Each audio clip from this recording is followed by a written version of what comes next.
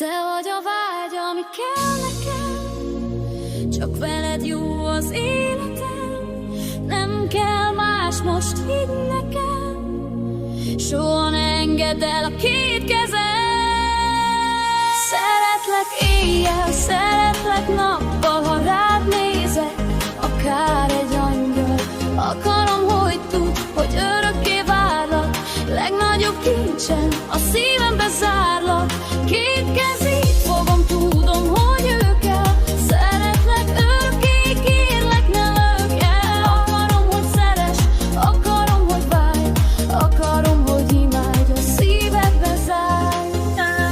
Telnek a napok, az órák, a percek, a magányos lelkemnek szerelmet szerzek, a szívem megdobban, a karjaim remegnek. Egyetlen szót mondok, annyit, hogy szeretlek, görcsögni dobok, szétszakít az érzés. A válasz egyszerű, de nem egy a kérdés, a csókod édes, a szemeddel kábít. Szeretlek örökké, ennyi mi számít, megvakít a tény, mi a lelkedből árad. Virágzik a szív, vagy örökre szárad. Te vagy az álmom, miénk a világ legszebb dolog, hogy kit szeretsz, az imád kiszárad a szemem, de kicsorol a könycsepp. Most, hogy velem vagy, úgy érzem könnyebb. Álmaimban elvakít a vágy, hisz mindig is tudtam, hogy te vagy az a lány.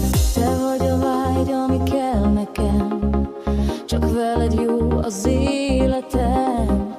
Nem kell más, most higgy nekem, soha ne engedd el a két kezem. Szeretlek éjjel, szeretlek nappal, ha rád nézek, akár egy angyal.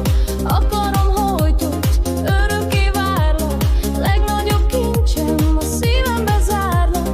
Két kezét fogom, tudom, hogy ő kell. Szeretlek örökké, kérlek, ne lökj el. Akarom, hogy szeress, akarom, hogy várj, akarom, hogy imádj, a szívedbe zárj.